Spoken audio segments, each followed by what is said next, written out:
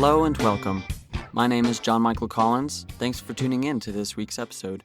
The music you just heard is fun, upbeat, and kind of depicts me. It was provided by my friends Marino and Noah Correa, who are part of a company called Cinema Sonic. Head over to their website down in the description to find out how you could get quality audio and visual works for your next project.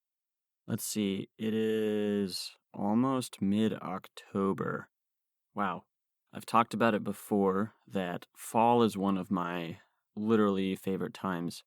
I'm really hoping that I can find this here this year now.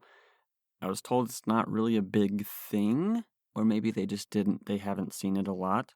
In college one year, it was my junior or senior year, I went to this apple orchard with some friends, and it was a super, super fun time, and there was like this giant corn pit that you could crawl in, and it's just like all this corn. I have this picture of me filling my shirt with corn. I'll post that on my Instagram so you can go back and see that. If you've never been on a farm during harvest season, it's really awesome. And it's just like, I don't think there are many things more enjoyable than that. Yeah, life's about like trying to find those things, and I'm grateful that I had that opportunity to find that. But anywho, I hope to find an experience like that, hopefully this month or next. I was really just trying to talk until I could think of something that's really more fun to talk about, just like something random. But it's been a little hard to get those juices flowing, in your thoughts, in your mind.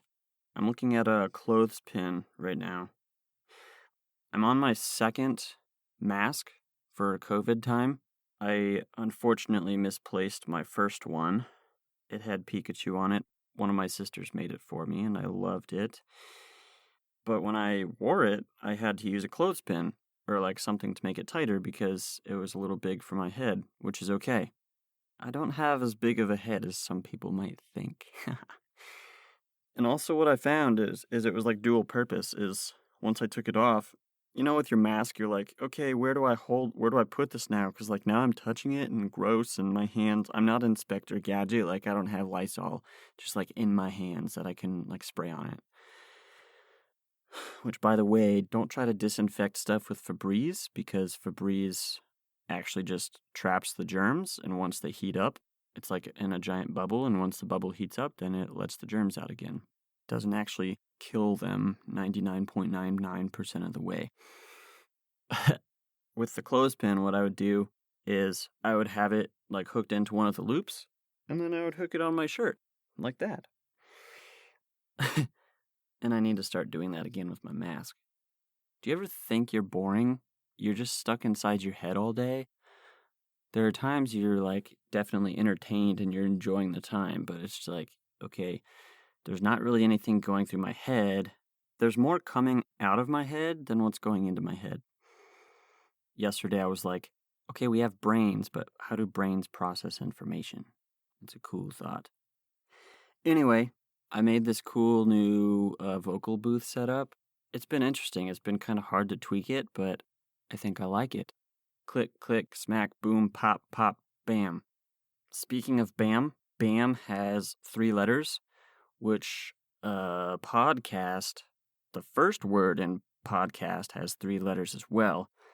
So, if you are just joining, this podcast is a personal and therapeutic tool that I call a vocal diary. It's a space for me to process thoughts, explore stories. I'm standing up straighter and adjusting my posture like I'm about to give a speech. Explore stories and just post them for anybody who might be interested. I have these experiences that are in the diary, but it'd be cool if they inspired someone. So, welcome to my diary, my vocal diary. I am not doing this for any type of social gain or to be a better human. I'm just doing it. Episodes 1 and 2 talk about who I am. I really need to put like a mirror in here so it's like I'm actually talking to somebody, but I'm talking to myself, because right now I'm talking to a microphone and you're just listening and I'm also listening at the same time. It's like a joint thing that we're doing together. Sometimes I forget who I am and where I've been, so it's nice to write those down in a journal. Really, episodes 1 and 2 are like a baseline for those stories, like a blueprint, a foundation of who I am. There we go. That's a cool way to put it. A quick disclosure that going on tangents may or may not be involved. This show is conversationally true to how I speak. Without further tangential conversation in my own head or rants, here we go. To when I feel known in a community. This is cool because I was actually talking to someone, a new life person, or not like a life person, like a new friend that I made. I make friends sometimes, and the other day I made one, and that was cool. We were talking about like, oh, where are you from? Where do you work? Stuff like that. It was at like a church gathering, and she's like, these are my people. Like, these are my people. And have you ever like been somewhere before, whether it be, you go to a party at someone's house multiple times, or you go to a church gathering where you're well known. And by the way, you're well known at the parties, or like your classes if you're a student or if you work. Those are like different types of communities. I don't specifically remember because when I make these topics, I've kind of dropped the ball on. It's actually a lot more difficult than you think to link a time to these, unless you write it down right away, which, okay, I'll try to do that. I'll try to be better at it.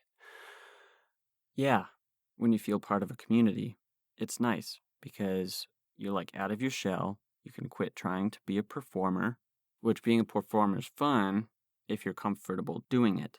Like as an actor, you're really performing for the camera and yourself, I would say, because trying to explore your craft, you see what works, you see what doesn't work, and you're just really trying to have fun and embrace it and like find joy in it. I'm okay with saying it's like you're performing for yourself. The beauty is when you find that comfortability in doing that. Maybe I'm completely making no sense at all, which is okay, because we're all wrong about stuff sometimes. It's like me talking to a microphone.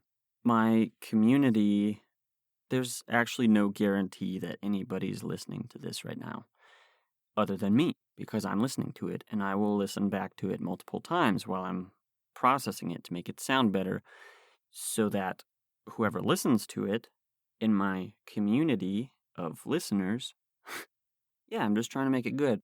When you create something, you're trying to do better. You're trying to perform better for yourself. Let's go with that. But to when I feel known, with anything you create, you want people to know who you are, what you do. Some people do it for the wrong reasons, and they want to like actually be known to be. There's nothing wrong with being famous, but if you wrap up your whole identity in that, then that's where it kind of gets a little sticky and life-consuming. Feeling known, it brings you a sense of joy. There's this song by Francesca Battistelli called He Knows My Name. She is a Christian artist, and she's talking about Jesus. And some of the lyrics, I don't need my name in lights, I'm famous in my Father's eyes, make no mistake, He knows my name. I'm not living for applause, I'm already so adored. It's all His stage, He knows my name, oh, oh. He knows my name, oh, oh. Wherever you're at, just whether you're a person of faith or whether you're not, the first person that you should be glad who knows you is yourself. If you don't really know yourself, then it makes it everything else like 2 or 3 or a lot more times more difficult to like get to know someone. Because if someone's like, hey, who are you? What do you like to do? And you're like, I don't know. I've found myself sometimes in those situations where I'm like, I don't really know. When I was a barista at a coffee shop, a customer asked me a simple question, like, how are you? And I'm like, I don't know.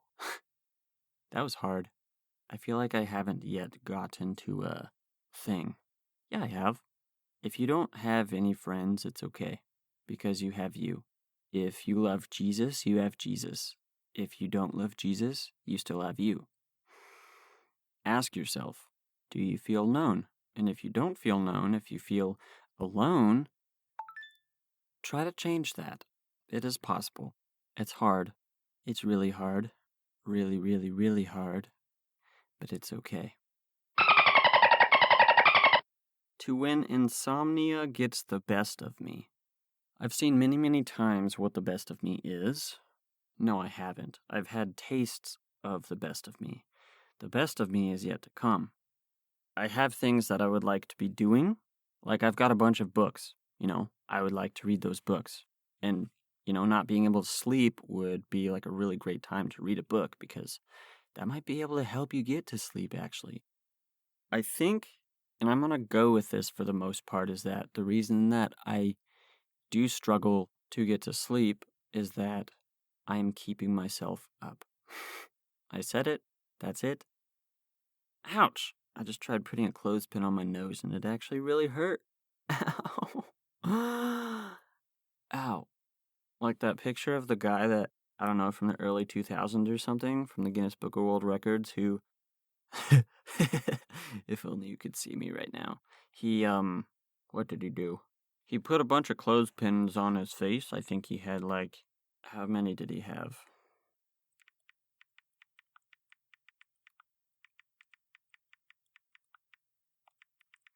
Oh, wow. Okay, maybe it's this. Not the early 2000s, 2012. Is this the same guy? A clothespin is called a peg? Or that's what happens? According to the Guinness World Records, most clothes pegs clipped to the face in 1 minute. 51. And I have 3. I got them on my cheeks, 1 on my eyebrow.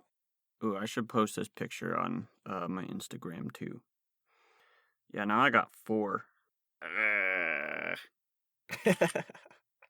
I'm trying to smile right now. Nice. Okay, the picture that I posted is me trying to smile. Yeah, I'm going to take them off my face because it's probably not good for your face. It would be nice if I could talk normally again.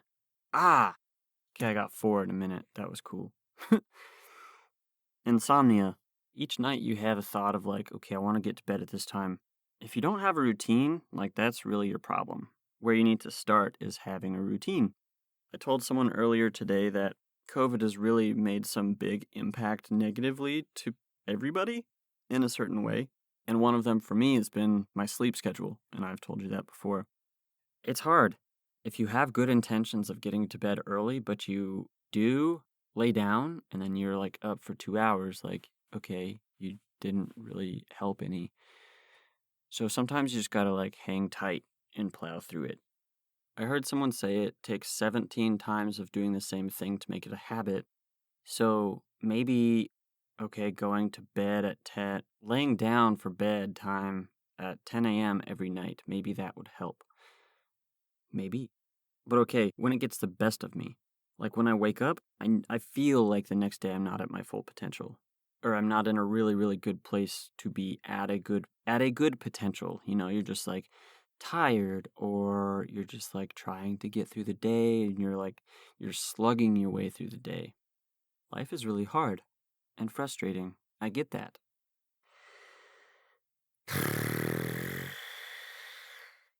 The first time I stayed up really late playing video games, I'm pretty sure it was in 8th grade. We had a middle school lock-in at Pioneer in Colorado. It was cool because we were up to 6 or 7 a.m. But people brought in their GameCubes or Xboxes or just whatever game, PlayStation, Nintendos, and everybody linked their games together, and it was cool. We had a sleepover at school. It's really cool to be able to do that, and really fun to be able to do that when you don't have any type of obligation the next day. Maybe when I get older than I am now, because I'm not super old, but I'm kind of old, My therapist once said that I was 10 years older than I actually am. That was 3 years ago. So, thank you. But maybe someday it'll be cool to once a month, just stay up till the break of dawn. But when that starts to become a habit, it really gets the best of you. If you do struggle with insomnia, if you are just like laying in your bed for I don't know how long, like literally the last week I've been just listening to the Bible as I go to sleep. I've set the sleep timer for like 30 minutes and now I'm out. Last night though, somehow the sleep timer turned off and it just kept playing. I started in Isaiah chapter 1. I got through all of Isaiah and then even like halfway through Jeremiah 46. Maybe if you're not into the Bible, you could just like find a book. But if you're just focusing on something as you go to sleep instead of like sorting through everything you caught in your mental net throughout the day, then you'll probably have a better shot of getting to bed quicker. To when I discovered time budgeting, some might say it's a little OCD. If you get the opportunity to get in we'll just call it a resourceful conversation with me, I'll bring up time and time budgeting and money. Because okay, money is a resource, so you should probably figure out where you're spending it and stick to that budget. But oh, how often do we stray from that? Now, you can say the same thing with time. Time is a little more like limited because you have 23 hours and 56 minutes in a day. Yes, that's true. You can fact check me. It's not 24 hours. You spend money on rent. You spend money on food. You spend money on sewage, electric, internet, all your utilities, all those utilities related to your housing. Then you have like car insurance, health insurance, child expenses, coffee, bananas. Well, bananas would go into your grocery budget. Coffee is like its own separate thing. But time budgeting, since you already have like a fixed number, you can be like, okay, and yes, we'll use the baseline of 24 hours to not get so technical. Say you sleep without difficulty 8 hours a day. Then you have 16 hours left in the day. Okay, say you spend 3 hours between cooking, preparing, and cleaning up and eating food. Okay, now we're left with 13 hours. Work, 8 hours. You're left with 5 hours. Hygiene and all that stuff. I won't explain what hygiene is. I'm pretty sure you could figure that out. We'll just say an hour. Or you could even be as bold as saying half an hour. I won't tell you which one I do. So -1, we're left with 4 hours. You consistently read an hour every day. You're left with 3 hours. You commute in traffic, say an hour every day. You're left with 2 hours. So you can really get really nitpicky about this, but at some point you just kind of have to let it go. My encouragement to you, which maybe this could be good for you, like a tool to take with a grain of salt, would be, where are you spending time in your day? You'll most likely see you have a bunch of extra time in your day that you don't know what's happening to it. Back in like April and May, I did this because I was not working, because COVID. I know where I spent 94 to 96% of my time. Where did I spend that other 4%? Literally, I don't know. But Financial Peace University by Dave Ramsey, you should look into it, says to tell every single dollar where to go as far as budgeting your money. Don't let anything go unnoticed. Don't let anything go under your radar. You could do that with time. I really, really, really, really, really want to thank you from the deepest part of my heart for tuning in to this episode. If you liked it, please share it with your family and friends and to anybody and everyone you know. Also, if you don't mind, head over to my website, which is my creative portfolio, johnmichaelcollins.com. Ave Maria. Thanks for listening.